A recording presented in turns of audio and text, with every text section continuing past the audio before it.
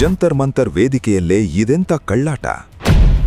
Police ಪೇದೆಯಿಂದ ರಾಜೀನಾಮೆ ನಾಟಕ. Suspend ಆದ ಪೊಲೀಸ್ ಪೇದೆಯನ್ನು ಹೀರೋ ಅಂತ ಬಿಂಬಿಸಿದ ಅಭಿಜಿತ್ ದೀಪ್ಗೆ. शेर सिंह जी उत्तराखंड पुलिस से इस्तीफा देकर हमारी मूवमेंट में शामिल होना चाहते हैं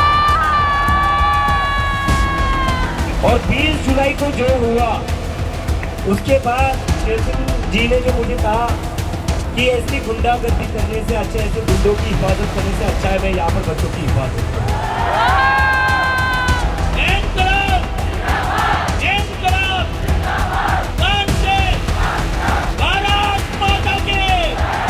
ನೋಡಿ, ಇಲ್ಲೊಂದು ಡ್ರಾಮಾ ನಡೆದಿದೆ. ಈ ಪೊಲೀಸ್ ಪೇದೆ ಜಂತರ್ ಮಂತರ್ ವೇದಿಕೆಯ ಮೇಲೆಯೇ ತನ್ನ ಹುದ್ದೆಗೆ ರಾಜೀನಾಮೆ ನೀಡಿಬಿಟ್ಟಿದ್ದಾನೆ. ಕಾಕ್ರೋಚ್ ಜನತಾ ಪಾರ್ಟಿಯ ಹೋರಾಟಕ್ಕೆ ಬೆಂಬಲ ಸೂಚಿಸುವ ಮೂಲಕ ದೇಶ ಸೇವೆಗೆ ತನ್ನನ್ನೇ ತಾನು ಸಮರ್ಪಿಸಿಕೊಂಡ್ಬಿಟ್ಟಿದ್ದಾನೆ. ಇದೆಂಥ ಉದಾತ್ತ ಚಿಂತನೆ. ಹೀಗೆ ನಿಮಗೆ ಅನ್ನಿಸೋದ್ರಲ್ಲಿ ಸಂದೇಹವೇ ಇಲ್ಲ.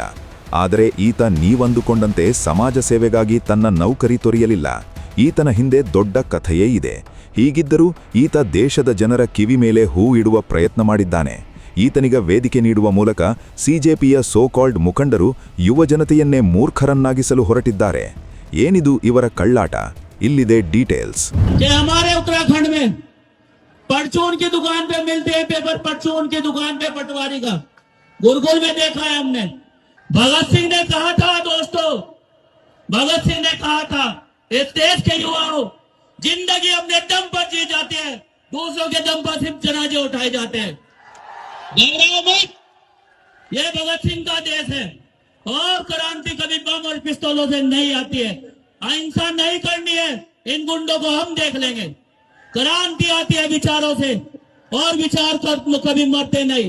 आपका जो हरे हक अधिकार छीन करके जो बागी बनाना चाहते हो, अगर हक की लड़ाई लड़ना बागी होना है तो हाँ है हम बागी।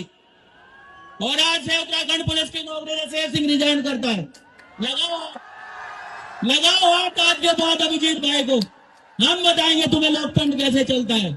ಈತ ಶೇರ್ ಸಿಂಗ್, ಉತ್ತರಾಖಂಡದ ಪೊಲೀಸ್. ಈತ ವೇದಿಕೆ ಮೇಲಿಂದ ಭಾಷಣ ಬಿಗೀತಿದ್ದಾನೆ.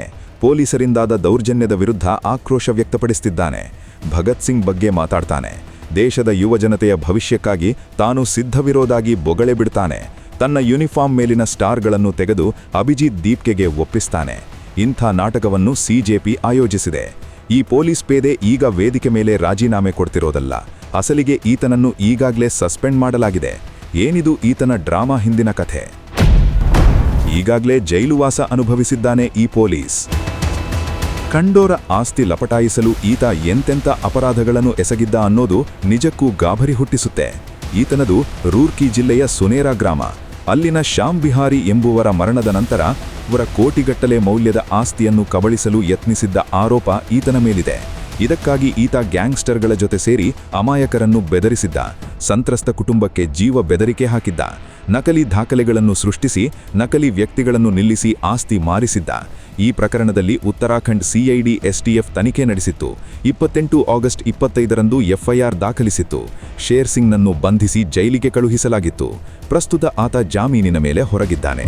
वर्तमान में कांस्टेबल शेर सिंह का छात्र आंदोलन में उकसाने वाले अनर्गल बयान जो है वायरल हो रहा है। उक्त कांस्टेबल के संबंध में अवगत कराना है कि उक्त कांस्टेबल 28 जून 2026 से अनऑथराइज्ड रूप से जनपद पिथौरागढ़ से एब्सेंट था। उस संदर्भ में एसपी पिथौरागढ़ द्वारा उसको नोटिस दिया गया था, जिसका जवाब न मिलने पर 20 जुलाई 2026 को उसको सस्पेंड कर दिया गया था। उक्त कांस्टेबल का पूर्व में भी आपराधिक इतिहास रहा है। यह कांस्टेबल और इसका एक अन्य साथी प्रवीण वाल्मीकि जैसे कुख्यात गैंगस्टर के साथ मिलकर संगठित अपराध में लिप्त थे। यह लोग भोले भाले लोगों को डरा धमकाकर उनकी जमीन को कब्जा करते थे, जिसके संबंध में इनके विरुद्ध एफआईआर संख्या 415/2025 जनपद हरिद्वार में पंजीकृत की गई थी। 15/9/2025 को इसको गिरफ्तार करके जेल भेजा गया था। ये कई महीने जेल में रहा और वर्तमान में बेल पर बाहर था। ಶೇರ್ ಸಿಂಗ್ನನ್ನು ಅಮಾನತು ಮಾಡಲಾಗಿತ್ತು. ಆದರೂ ಜೂನ್ 28-26ರಿಂದ ಯಾವುದೇ ಅನುಮತಿ ಇಲ್ಲದೆ ಕರ್ತವ್ಯಕ್ಕೆ ಗೈರಾಗಿದ್ದ. ಈ ಕಾರಣಕ್ಕಾಗಿ ಪಿಥೋರಾಗಢ್ ಎಸ್ಪಿ ನೋಟಿಸ್ ನೀಡಿದ್ರು. ಈ ನೋಟಿಸ್ಗೆ ಉತ್ತರಿಸದ ಹಿನ್ನೆಲೆಯಲ್ಲಿ 20 ಜುಲೈ 2026ರಂದು ಆತನನ್ನು ಅಮಾನತು ಮಾಡಲಾಗಿತ್ತು. ರೌಡಿ ಪ್ರವೀಣ್ ವಾಲ್ಮೀಕಿಯ ಗ್ಯಾಂಗ್ ಜೊತೆ ಸೇರಿ ಭೂ ಅಕ್ರಮ ಮತ್ತು ಬೆದರಿಕೆ ಹಾಕುವ ಕೃತ್ಯಗಳಲ್ಲಿ ತೊಡಗಿಸಿಕೊಂಡಿದ್ದಕ್ಕಾಗಿ ಆತನ ವಿರುದ್ಧ ಇಲಾಖೆ ತನಿಖೆ ಮತ್ತು ವಜಾ ಪ್ರಕ್ರಿಯೆ ಇನ್ನೂ ಚಾಲ್ತಿಯಲ್ಲಿದೆ. ಅಭಿಜಿತ್ ದೀಪ್ಕೆ ಮತ್ತವನ ಗ್ಯಾಂಗ್ ಎಂಥ ಕೃತ್ಯಕ್ಕೆ ಇಳಿದುಬಿಟ್ಟಿದ್ದಾರೆ ನೋಡಿ. ಇಲ್ಲಿ 2 ಪ್ರಶ್ನೆಗಳು ಉದ್ಭವಿಸ್ತವೆ. ಒಂದು, ತಮ್ಮ ಹೋರಾಟಕ್ಕೆ ಎಷ್ಟೆಲ್ಲ ಬೆಂಬಲ ಸಿಗ್ತಾ ಇದೆ ಅನ್ನೋದನ್ನು ತೋರಿಸಲೋಕೆ ಈ ಮೂರ್ಖತನ ಪ್ರದರ್ಶಿಸಿದ್ರಾ? ಎರಡನೇದು, ಪೊಲೀಸ್ ಇಲಾಖೆಯಲ್ಲೇ ಗೊಂದಲ ಸೃಷ್ಟಿಸುವ ಹುನ್ನಾರವನ್ನು ಹೆಣೆಯಲಾಗಿದೆಯಾ?